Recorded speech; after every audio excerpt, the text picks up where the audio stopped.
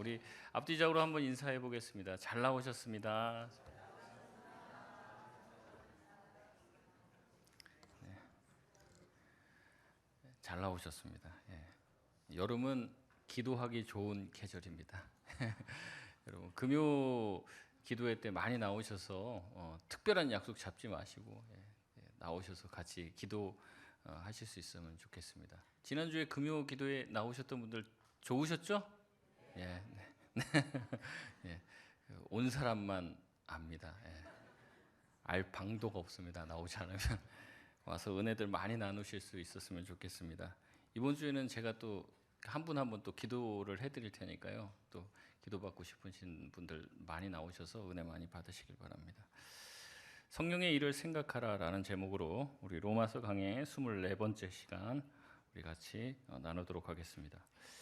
지난주 로마서 8장 1절부터 4절까지 말씀을 통해서 우리가 그리스도 안에 있으면 어떠한 정죄함도 없다는 말씀을 나눴습니다. 왜 그렇습니까? 그리스도 예수 안에 있기만 하면 죄와 사망의 법에서 우리가 해방되기 때문에 그렇다는 거죠. 더 이상 우리를 얽매일 수 있는 것은 아무것도 없다는 겁니다. 그래서 과거에는 우리가 하나님의 말씀을 지키는 것이 하나님 말씀을 어기면 벌 받을까 봐 두려워서 또 하나님이 나를 소위 말하면 치죠. 칠까 봐 걱정이 돼서 말씀을 지켰다면 이제는 바뀌는 거예요. 예수 그리스도 안에 있으면 생명의 성령의 법이 우리를 주관하게 되면 하나님을 기쁘시게 해드리기 위하여 하나님의 말씀을 지키게 된다라고 말씀을 드렸습니다. 근데 어떤 분들은 생각하면 이렇게 생각하실 수도 있어요. 뭐 그러면 그 전에도 뭐 벌 받을까봐 뭐 말씀을 지키든 또 지금은 이제는 하나님을 기쁘시게 해드리려고 말씀을 지키든 결국에는 말씀 지키라는 말 아니냐, 뭐 달라진 게 뭐가 있냐 이렇게 생각할 수 있습니다. 그러나 가장 중요한 차이가 뭐냐면요, 마음의 동기가 다르는 거예요. 말씀을 지키고 말씀을 순종하려고 하는 마음의 동기가 다릅니다. 제가 이 말씀 드려도 뭐 동기 다른 게 뭐 그렇게 큰 일입니까? 라고 생각하실 수도 있어요. 그런데 저희는 그렇게 생각할 수 있어도요, 하나님은요 그걸 크게 보십니다. 그게 제일 중요해요. 하나님한테 우리 마음의 동기, 우리 내면에 있는 생각들이 더 중요한 거예요. 여러분, 신앙은요, 신앙생활을 한다는 것은요 우리의 행동을 교정하는 게 아닙니다. 이렇게 했던 것을 저렇게 하는 행동 교정이 아니라는 거죠. 여러분, 마음이 없이 행동을 교정해 보십시오. 며칠은 갈 거예요. 잠깐 은혜 받았다고 며칠 새벽 기도 나오고 며칠 뭐 하는 거는 됩니다. 그런데 평생을 그렇게 사는 것, 인생 내내 영원토록 하나님을 섬기고 기도의 자리에 나오는 것은요 쉽지 않은 일입니다. 생각이 변하고 내면이 달라지지 않는 한 평생 그렇게 사는 것은 가능한 것이 아니죠. 그래서 내면이 중요하고 동기가 중요하다는 겁니다. 잠시 잘하는 것은 누구나 할 수 있어요. 작심삼일, 3일은 합니다. 누구나 한단 말이죠. 그러나 내면이 바뀌지 않고 동기가 바뀌지 않으면 오래 가지 않습니다. 그래서 성경은 지속적으로 우리의 내면을 다루고 내면을 고발합니다. 그래서 오늘 성경 본문도요, 우리의 내면을 이야기합니다. 특별히 5절 말씀은 우리의 외면과 내면이 어떠한 관계 가운데 있는지를 설명하고 있습니다. 우리 5절 말씀 같이 한번 읽겠습니다. 시작. 육신을 따르는 자는 육신의 일을, 영을 따르는 자는 영의 일을 생각하나니. 아멘. 어떤 사람이 육신을 따르는 그의 삶을 보면 그가 무슨 생각을 한다는 거예요? 육신의 생각을 한다는 거죠. 어떤 사람이 영을 따르는 삶을 살면은 그 사람은 누구 생각을 한다는 거예요? 영의 일을 생각한다는 거죠. 오늘 핵심 단어가 바로 이 육신과 영입니다. 이 육신과 영에 관한 관계, 이 육과 영에 대한 관계를 잘 알아야지 신앙생활을 잘할 수 있다는 거죠. 그럼에도 불구하고 한국교회는 이 육과 영에 대해서 이해하거나 생각하는 방식이 각자가 다 너무 다르고 심지어는 굉장히 왜곡되어 있는 경우가 많이 있어요. 여러분이 영의 일, 육의 일이라고 얘기하면 여러분 떠오르는 것들이 있을 거예요. 이거는 육의 일이지, 이거는 영의 일이지. 근데 그렇게 단순한 일이 아닙니다. 한번 제가 많이 좋아하는 퀴즈 시간, 제가 퀴즈를 한번 낼 테니까 한번 여러분 대답을 해보십시오. 여러분 우리가요 사람을 만나서 친한 친구들과 함께 노래방 가고 여행 가고 맛집 찾아가고 식사를 맛있게 하는 것, 여러분 그게 6의 일입니까? 0의 일입니까? 6의 일입니까? 여러분 그러면 유튜브 보고 넷플릭스 보고 집에 누워 있는 것은 6의 일입니까? 0의 일입니까? 이건 6의 일이 이제 대다수인 것 같고, 끝까지 이제 그 침묵을 지키시는 분이 있는데 그렇게 하면 안 됩니다. 대답하라 할 때 대답을 잘 아셔야죠. 그럼 도대체 0의 일은 뭘까요? 여러분 0의 일 하면은 예배하고 성경 읽고 전도하고 성경 공부하고 제자 훈련하는 것들이 0의 일이라고 생각하기 쉽습니다. 여러분 이런 게 다 0의 일일까요? 여러분 한번 조금 다르게 생각해 보면 좋을 것 같아요. 여러분 교회에 와서 교회 청소하는 것은 0의 일입니까? 6의 일입니까? 0의 일입니까? 그러면 집안 청소하는 것은 0의 일입니까? 6의 일입니까? 그건 6의 일입니까? 제3의 길을 택하시는 분들이 계신데, 여러분 이 0의 일과 6의 일을 나누는 게 우리가 되게 간단하다고 생각하지만 간단하지 않아요. 의외로 굉장히 모호하고요. 각자의 기준이 다르기 때문에 제가 어떠한 상황을 말씀을 드렸을 때 6의 1, 0의 1 막 그게 갈리는 겁니다. 심지어는 0, 6의 1 이렇게 먼저 가는 거죠. 이 부분이요, 이 구분이요 굉장히 모호해요. 각자가 가지고 있는 생각. 심지어는 그 생각이요 반성경적일 수도 있습니다. 이걸 교정하지 않으면요 평생 6의 1만 할 수도 있어요. 0의 1인 줄 알면서. 여러분 성경에서 말하는 0, 6의 개념은요 그런 개념이 아닙니다. 특별히 오늘 본문에 말하는 6은요 우리의 죄된 본성을 말합니다. 다시 말씀드립니다. 6의 1은요 우리의 죄된 본성을 말하고 기본적으로 나 자신을 기쁘게 하려는 죄된 왜곡된 경향성을 6이라고 표현을 합니다. 그에 반해서 0은요 0의 1은 하나님을 기쁘시게 해드리는 선한 경향성이에요. 무엇보다 0의 1은요 그리스도의 영광을 드러내고자 하는 일체의 일입니다. 그리고 로마서에서 나와 있는 대부분의 0은요 그냥 우리가 생각하는 어떤 영, 뭐 그걸 얘기하는 게 아닙니다. 성령을 말하는 겁니다. 성령. 그래서 0의 일이라는 곧 성령의 일을 말하는 거죠. 그래서 제가 계속해서 말씀드리는 것이 바로 이것이에요. 우리 안에 있는 0, 6, 이 생각의 경향성, 이 내면에 있는 것들을 하나님이 지켜보신다는 거죠. 다시 한번 말씀을 드리겠습니다. 이 어떤 사람이요 노래방을 가고 주일날 노래방 가고 뭐 사람들이랑 맛있는 거 먹으러 다니고 식당 가서 뭐 있고 뭐 자기 친구와 같이 영화 보러 가고 뭐 즐거운 시간을 막 보내요. 여러분 그것은 우리가 0의 일이라고 할 수 있습니까? 6의 일이라고 할 수 있습니까? 아마 6의 일이라고 대부분 생각하실 거예요. 그런데 그 사람의 마음에는 다른 생각이 있습니다. 자기 친구에게 복음을 전하고 싶은 거예요. 주일날 예배 아침에 드리니까 너무 은혜를 받았어요. 아, 내가 이 복음 나만 알고 있으면 안 된다. 내 친구, 내 사랑하는 그 친구에게 복음을 전하고 싶은 거예요. 그래서 약속을 잡았습니다. 그래서 그 친구가 좋아하는 노래방도 같이 가줘요. 영화도 봐주고 맛있는 것도 사줍니다. 그러면서 그 하루 종일 그 친구에게 자기가 만난 예수님에 대해서 간증하고 전도를 했어요. 여러분 이건 0의 일입니까? 6의 일입니까? 또 0, 6의 일입니까? 여러분 우리 보기에는요 겁밖에 안 보여요. 그래서 그 친구가 그렇게 하고 있다가 믿음 좋은 권사님을 마주쳤어요. 노래방에서 딱 나오는데 너 지금 주일 성수 안 하고 뭐 하는 짓거리야? 뭐 그 권사님이 막 정죄를 했다고 해보십시오. 그 내면에 어떤 생각과 의도를 가지고 있는지 모르니까 그런 얘기를 하겠죠. 여러분 그런데 우리가 그렇기 때문에 조심해야 돼요. 우리가 보이는 게 전부가 아닙니다. 내면에 다른 의도와 동기가 있고요. 그 선한 동기와 그 영향력이 하나님이 주목해 보시는 일이에요. 그래서 제가 말씀드렸습니다. 우리가 말씀을 지킬 때 내가 하나님을 기쁘시게 해드리려고 말씀을 지키는지, 아니면 내가 정말 두려워 떨면서 말씀 안 지키면 벌 받을지 걱정하면서 그 말씀을 지키려고 하는지, 그 내면의 동기가 하나님 보시기에는 너무 중요한 거예요.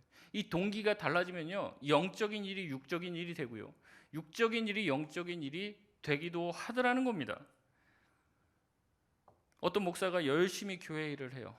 아침에 새벽부터 나와서 열심히 기도하고 목회 최선을 다하고 신방 돌아다니고 열심히 기도하고 말씀 준비하고 해요. 여러분, 영적인 일을 잘 하고 있는 것이죠. 그런데요, 그의 내면의 생각은 다른 생각을 가지고 있어요. 내가 인정을 받고 교회를 좀 크게 불려서 성장시켜서 사람들에게 인정을 받고 환호를 받고 유명해지고자 자기 목회에 열심을 낸다면 그 목회가 영의 일이 되겠습니까? 육의 일이 되겠습니까? 우리가 보기에는요, 선해 보이죠. 목사님 성실하시고 기도 열심히 하고 말씀 준비 잘하시고 정말 최선을 다해서 목회하시네, 저런 목사님이 없어 라고 사람들은 평가하겠지만, 하나님 보시기에는 뭐예요? 저렇게 악한 사람이 없는 거죠. 저 강단에서 하나님의 말씀을 대언한다고 하면서 육의 일만 생각하고 있는 거예요. 목회를 열심히 하면 할수록 이것은 하나님을 기쁘시게 해드리지 못하고 자기 자신만을 높이려고 하는 육의 생각에 사로잡혀 있는 거죠. 근데 이게 뒤섞여 있으니까 자기가 하나님을 위해서 사는지 자기 자신을 위해서 사는지도 모르는 경우가 허다하다는 겁니다. 여러분, 그렇기 때문에 우리 내면의 동기를 점검하고 살펴보는 것은 굉장히 중요한 일입니다. 여러분이 여기 앉아 계신 것으로, 여기까지 오신 것만으로 저는 여러분을 인정할 수 있습니다. 여러분 정말 주일날 쉬고 싶은데, 놀러 가고 싶은데 이렇게 악천후를 뚫고 왔으니 하나님이 기뻐하실 겁니다. 저는 그렇게 말할 수 있어요. 근데 하나님은 여러분의 마음을 꿰뚫어 보시기 때문에 여러분이 여기 나와서 앉아 있는 그 동기를 살피십니다. 여기에 앉아 있는 걸로 하나님이 인정해 주지 않는다는 거예요. 가인과 아벨이 예배를 드렸을 때 하나님이 뭘 봅니까? 그들의 예배를 보십니까? 아니에요. 그들의 뭘 보십니까? 중심을 꿰뚫어 보는 거예요. 그냥 이 친구가 와서 그냥 앉아 있는 건지, 정말 전심전력으로 하나님을 높이고 기뻐하며 예배하는지를 보시더라는 거죠. 그래서 겉으로 봤을 때는 이제 가인이 얘기하죠. 내가 뭐 잘못했냐고. 내가 뭐 잘못했는데 왜 내 예배는 안 받고 내 동생의 예배만 받냐고. 그러면서 자기 안에 동생을 죽이고 싶은 마음이 예배드리다가 그 마음이 생긴 거예요. 동생을 죽이고 싶은 마음이. 이건 희한한 거죠. 그만큼 마음이 중요한데도 불구하고 우리는 거치장하기에 바쁩니다. 여러분, 신앙이 성숙해 간다는 건요, 우리의 내면이 달라지는 거예요. 우리의 동기가 하나님 기뻐하시는 방향으로 가는 거예요. 내 자신이 기뻐하는 일을 하려고 하는 게 아니라 하나님이 기뻐하시는 일을 생각하고 그것을 이루고자 찬양하고 예배하고 기도하는 것입니다. 이게 바로 신앙이 자라고 성숙해 가는 거예요. 신앙이 어렸을 때는 내가 하고 싶은 걸 자꾸 하고 싶습니다. 그러나 우리가 성숙해지고 하나님을 믿고 예수 그리스도를 닮아간다는 건요, 내가 원하는 것이 아닌 하나님이 원하시는 것을 추구하는 거예요.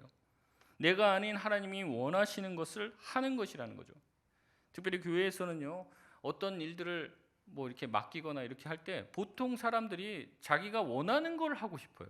그래서 저희 가서 저거 해라, 싫다고 얘기하고, 싫다고는 말을 못하니까 보통 어떻게 말합니까? 기도 좀 해보겠습니다, 목사님. 하나님이 하라고 하셔야지 하지 목사님 시켜서 난 절대 안 합니다, 이렇게 얘기를 해요. 근데 제가 말씀드리죠. 기도 다 제가 하고 전화한 겁니다. 기도 다 하고 장로님들이 하라고 시키는 거예요. 기도도 안 하고 그거 어떤 사람 시켜야 될지 그냥 쭉 명단 펴놓고 하겠습니까? 누가 걸리든지 하나 둘 셋 하고 이 사람 딱 걸리면 그 사람한테 전화하겠냐고요. 그게 아니라 생각하고 묵상하고 기도하면서 하나님은 어떤 사람이 이 자리에 맡아서 이 일을 감당하면 참 좋을까요?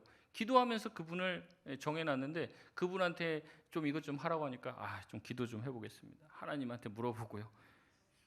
그러면 여러분, 하나님이요, 저한테는 이야기하고 그 사람한테는 또 저 얘기하고, 야, 저 목사가 너한테 그거 시키려고 하는데 하지 마라, 그렇게 얘기하시겠습니까? 저한테는 저 사람 시키라고 하고. 제가 다 기도했으니까 한 분 하나님이시면 똑같은 얘기를 아마 하실 거예요. 그러니까 기도하지 마시고 그냥 순종하시면 됩니다. 여러분, 우리가요, 자꾸 내가 하고 싶은 걸 하고 싶어요. 하나님이 시키는 것은 자꾸 안 하고 피하고 싶습니다. 요나처럼 내가 하고 싶은 게 따로 있어요. 근데 신앙이 성숙한다는 것은요, 내가 하고 싶은 것을 하는 게 아니라 교회가 필요하고 하나님이 필요한 그 일을 하는 것이 신앙이 성숙한 것이라는 거죠. 여러분 혹시라도 거절하고 싶은 마음이 들면요, 차라리 솔직하고 담백하게 말씀하십시오. 아니 나 그거 하기 싫으니까 잠깐만 생각할 시간을 주십시오. 내 마음이 혹시라도 변하면 할 것이고 여전히 내가 하기 싫으면 죽어도 안 할 테니까는 다시 시키지 마십시오. 이렇게 솔직하게 말해야지. 굉장히 영적인 막 분위기를 풍기면서 일주일 동안은 기도를 하고 금식을 해보고 내가 말씀을 드리겠습니다. 답을 줄 테니까 기다리세요. 이제 그런 말이 오히려 더 영적이지 않을 수 있다는 말이죠. 여러분 대충 영의 일, 육의 일이 뭔지 아시겠죠?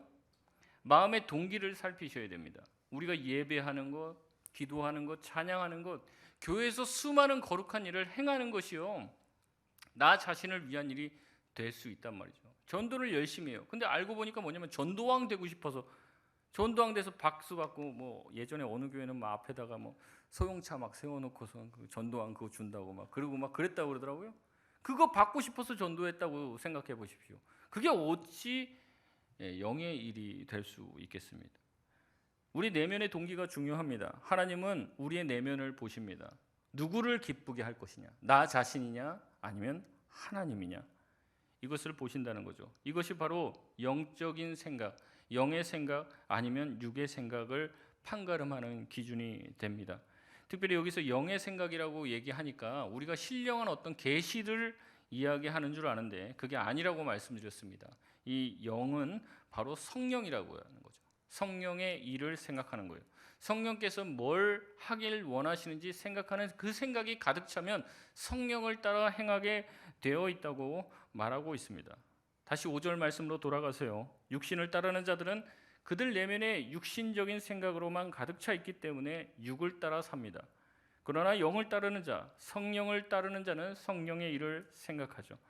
여러분 그 생각이 그 사람을 움직이게 되어 있습니다.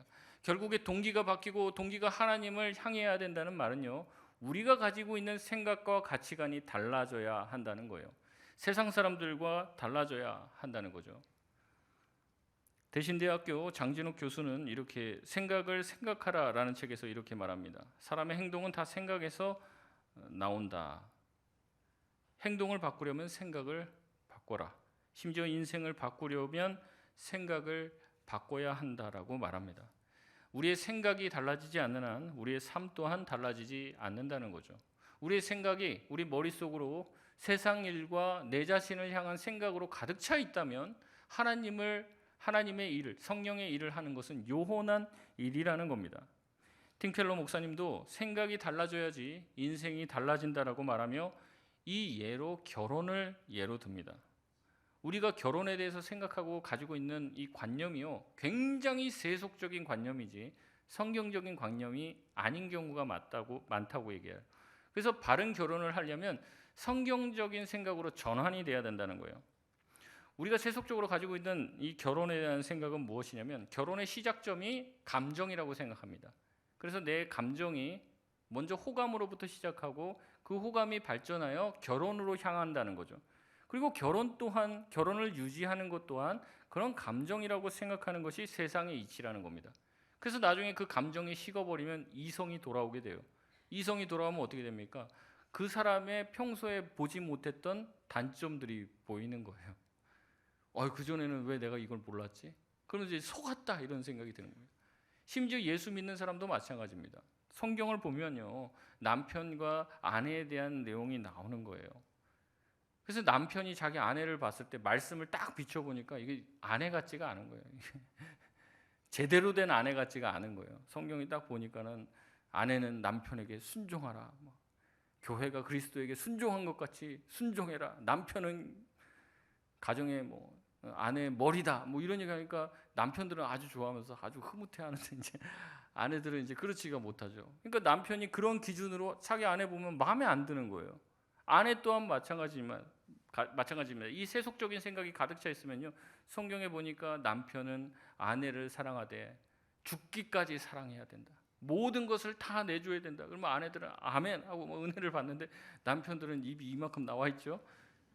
그러니까 그런 걸 보니까 우리 남편 신앙 좋은 줄 알았는데 그게 아니야. 제대로 된 신자도 아니고 제대로 된 남편도 아니에요. 그러니까 마음이 점점 멀어지는 거예요. 그러니까 서로 사랑할 수가 없게 되고 인생이 힘들어지게 된다는 것입니다. 거기에 대해서 틴켈러 목사님은 이 세속적인 생각이 그대로 있는 한 우리는 영원히 불행한 결혼 생활을 유지할 수밖에 없다라고 말하면서 예수님의 예를 듭니다. 예수님이 우리를 어떻게 사랑하셨는지 예를 든다는 거죠. 예수님은 죄인인 우리, 타락한 우리를 향해서 야, 네 모습을 보니까 참 매력적이다. 너 참 내 스타일이야. 나와 함께 하자. 이렇게 하지 않으셨다는 거죠. 예수님이 자신의 기준으로 우리를 봤을 때 우리는 가증스러워요. 가식적이고 죄인이고 죄인이면서도 죄인임을 인정하지 않죠. 그런데 예수님은 우리를 사랑하십니다. 왜 예수님께서 우리를 사랑하시냐면 우리를 사랑스러워서 사랑한 게 아니라 사랑스러운 존재로 만들기 위해서 사랑하신 거예요. 사랑스러운 존재가 되기 위해서 내가 먼저 사랑을 베풀어 준다는 거죠. 이게 바로 복음이라는 겁니다. 죄인을 사랑하신 하나님, 부족한 사람을 사랑한 하나님의 사랑.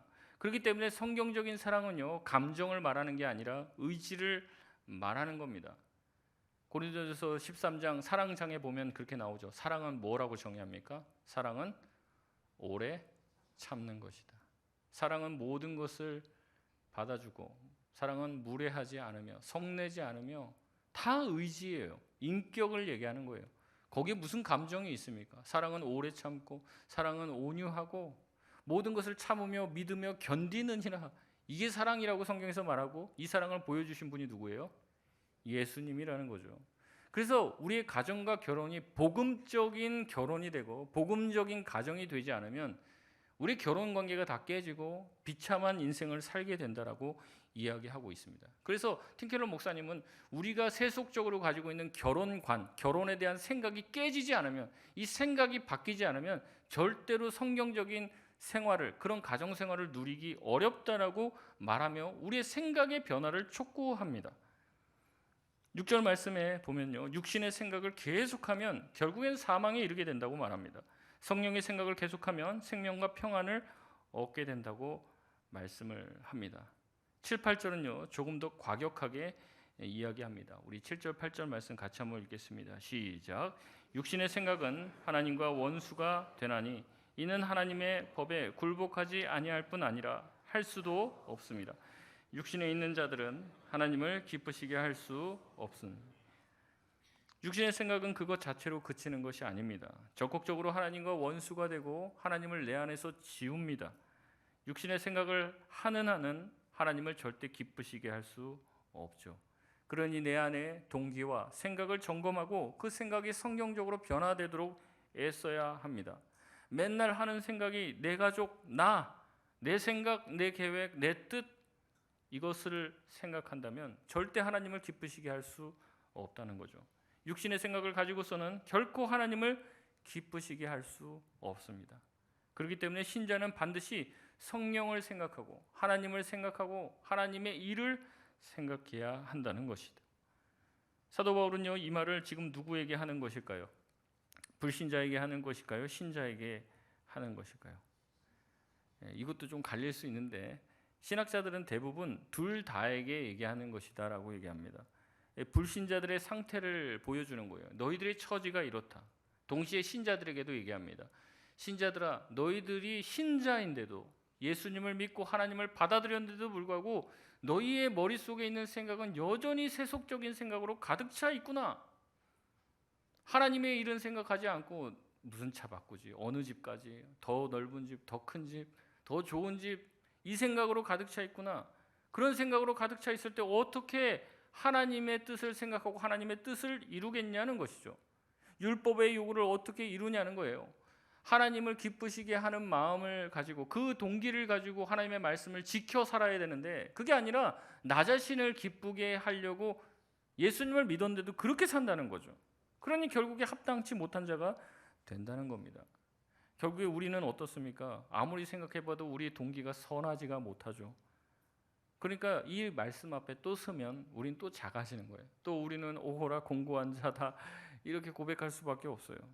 그때 다시 9절에서 반전이 일어납니다. 앞서 말했었던 이 로마서 8장 1절에 그리스도 안에 있는 자는 결코 정죄함이 없다고 한 것처럼 9절에서 우리에게 다시 한번 희망 섞인 메시지를 전달해 준다는 거죠. 우리 9절 말씀 같이 읽겠습니다. 시작. 만일 너희 속에 하나님의 영이 거하시면 너희가 육신에 있지 아니하고 영에 있나니 누구든지 그리스도의 영이 없으면 그리스도의 사람이 아니라. 만약에 우리 안에 하나님의 영, 성령이 거하시면 우리가 육신이 아니라 영에 속해 있다고 말합니다. 당연한 말이지만 그리스도의 영, 성령이 없으면 그 사람은 그리스도의 사람이 될 수 없죠. 예수 그리스도를 믿음으로 받아들이는 모든 분들에게는 성령께서 찾아와 주시고 내주한다는 사실, 여러분 이 사실을 기억할 수 있기를 바랍니다. 성령이 없다면요, 우리의 내면은 육신적인 생각으로만 가득 차 있어요. 그러나 우리가 예수 그리스도를 믿은 이후에는 성령께서 내 안에 내주하게 되시고 작지만은 성령의 일을 생각할 수 있게 됩니다. 그렇기 때문에 우리가 육신의 생각으로만 가득 차 있지 않고 성령의 일을 작게라도 생각한다는 것은 우리 안에 성령께서 내주하신다는 것이고 그 성령께서 우리의 삶을 아름답게 앞으로 이끌어 가실 것이라는 희망이 섞여 있다는 거죠. 여러분 믿음으로 성령께서 우리의 마음에 함께 하시면 우리가 성령의 일을 생각하게 될 줄 믿으시길 바랍니다. 그러기에 10절에 그리스도께서는 우리 안에 계시면, 그리스도께서 우리 안에 계시면 우리의 몸은 죽으나 우리의 영은 산다고 말합니다. 11절 말씀 같이 한번 읽겠습니다. 시작. 예수를 죽은 자 가운데서 살리신 이의 영이 너희 안에 거하시면 그리스도 예수를 죽은 자 가운데서 살리신 이가 너희 안에 거하시는 그의 영으로 말미암아 너희 죽을 몸도 살리시리라. 아멘. 우리 안에 성령이 내주하신다는 말은 무엇입니까? 우리 안에 하나님께서 함께 하시고 하나님이 예수 그리스도를 죽음에서 부활시키셨듯이 우리 또한 죽음 이후에 반드시 부활하게 된다는 소망을 우리 가운데 주신다는 것입니다. 그러므로 성령께서 그 안에 함께 하시는 자는 육의 일이 아닌 성령의 일을 생각하려고 하면 생각할 수 있는 자가 되었어요.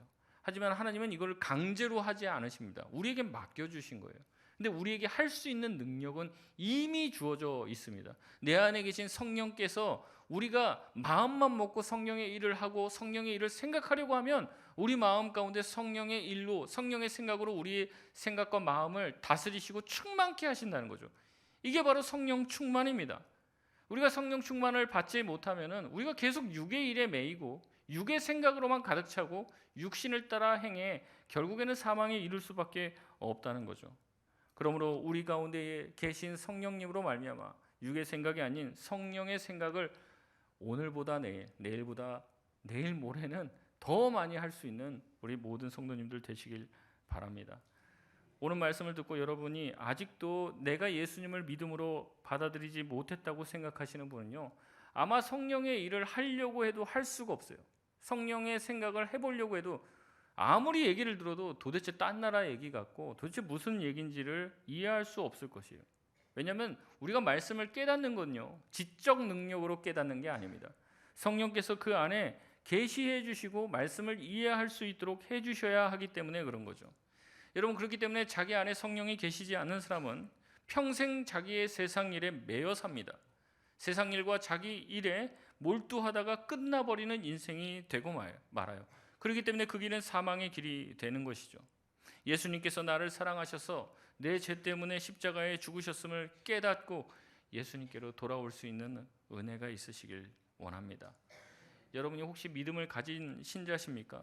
그럼에도 불구하고 한 주를 돌아보니까 하나님의 일, 성령의 일을 생각하기보다 내 육신의 일로 머리가 복잡하고 꽉 차고 힘든 시간을 보냈습니까? 그렇다면 여러분 다시 한번 성령께서 함께 하신다는 것을 기억하고 성령의 일을 생각할 수 있는 우리 모든 성도들 되시길 바랍니다. 여러분 자신의 문제에만 집중하지 마세요. 우리의 문제만 생각하면요, 답이 없습니다. 이거를 해결할 수 있는 능력이 우리 가운데 없기 때문에 그런 것이죠. 그렇기 때문에 우리는 어떻게 됩니까? 우리의 문제가 아닌 우리 안에 함께 하신 성령을 바라보고 하나님을 붙잡아야 될 줄 믿습니다. 왜냐하면 우리에게는 능력이 없지만 우리와 함께 하시는 하나님은 전능하시기 때문에 그런 거죠. 우리와 함께 하시는, 우리를 보살펴 주시고 인도하시는 예수 그리스도는 무엇이든지 가능하기 때문에 우리의 문제에 주목하지 않고 하나님을 바라볼 때 소망이 생기는 거예요. 내 힘으로는 이 문제를 어떻게 할 수 없어요. 그런데 하나님은 하실 수 있잖아요. 그리고 하나님은 내 기도를 들으시잖아요. 그러니까 소망이 생기는 거죠. 완전히 낙심했는데 하나님은 가능하시다. 하나님은 가능하시니까 그것 붙들면 다시 일어설 수 있게 되는 것이에요. 여러분, 우리가 변화를 원합니까? 그렇다면 오늘부터라도 성령의 일을 더 생각하시길 바라요. 성령께서 원하시는 게 뭘까? 하나님이 나에게 원하실까가 뭔지를 생각하세요. 여러분, 내가 원하는 걸 자꾸 하나님께 쏟아놓을 생각하지 마시고, 우리가 성숙해진다는 것은 하나님이 나에게 원하신 것이 무엇인지를 생각하고 그 일을 하는 것입니다. 그 일을 기도하시기 바랍니다. 하나님, 나를 필요한 곳에 보내주세요. 하나님, 근데 내가 그게 정말 죽도록 하기 싫은 일이라도 하나님이 보내주시면 아멘하고 갈 수 있는 믿음을 주시옵소서. 우리가 그렇게 기도하는 게 성숙하신 분이에요. 근데 뭐 성숙하지 않으면 어린아이와 같은 신앙 가지면요, 뭐 이제 구역을 개편하거나 뭐 어떤 조직을 뭐 바꿔서 이제는 뭐 이제 몇 전도회로 가라 뭐 이렇게 하면 안 가. 거기 보내면 난 교회 안 나와. 옮겨.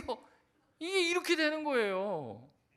보내시면 가면 됩니다. 뭐 거기 뭐 여기랑 저기랑 뭐 천국과 지옥 정도로 뭐 차이가 납니까?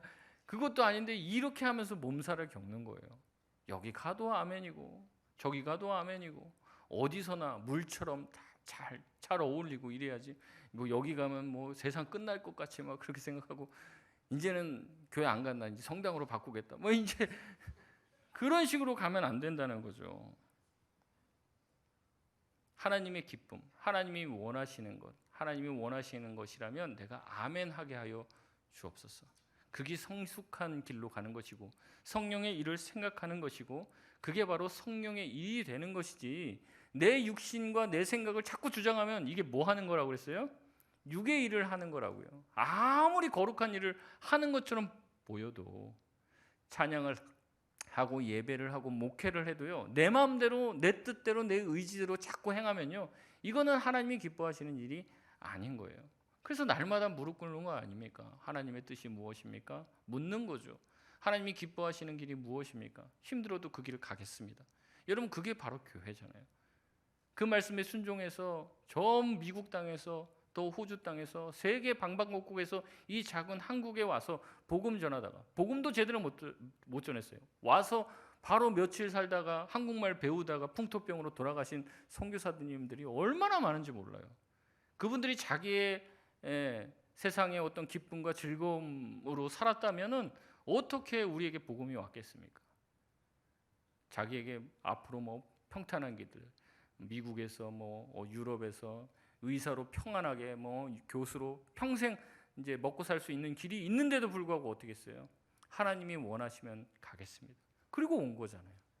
우리가 그 은혜를 받고 그 은혜의 수혜를 누리면서 이 자리까지 온 줄로 믿습니다. 이제는 우리가 하나님의 기쁨을 따라 살아야 될 줄 믿습니다. 주님께서 기뻐하시는 곳 가라 하시면 아멘하게 해달라고. 기도를 할 거면 그런 기도를 하십시오. 이게 너무 힘든 내가 하기 싫은 게 주어졌는데 하나님 이것을 감당할 수 있는 능력을 주십시오. 그 기도를 해야지. 할까요, 말까요? 이 기도를 하면은 이게 좀 뭐가 잘못된다는 거죠. 말씀을 맺겠습니다. 생각의 변화가 삶을 바꿉니다. 생각이 안 바뀌면 믿음 생활 오래 해도요, 하나님 보시기에는 똑같아요. 동기가 달라지지 않으면, 내 자신이 드러나고 내 자신이 인정받기 위해서 하나님 일을 한다면 하나님은 그러실 거예요. 그거 내가 언제 시켰냐? 내가 시킨 일을 안 하고 네 좋은 일만 하네? 그러실 거란 말이죠. 말로만 하나님을 믿는다고 하지 말고 내 생각이 아닌 하나님의 생각, 하나님의 꿈을 꿀 수 있는 저와 여러분이 되시길 바랍니다. 내가 원하고 바라고 기도하는 것이 내 꿈, 내 소망, 내 비전이 돼서는 안 돼요. 하나님의 꿈을 위해 기도하시길 바랍니다. 하나님의 소원, 하나님의 기쁨을 생각하며 성령의 생각으로 우리의 삶을 충만하게 채워갈 수 있는 우리 저와 여러분 다 되시길 주의 이름으로 소원합니다.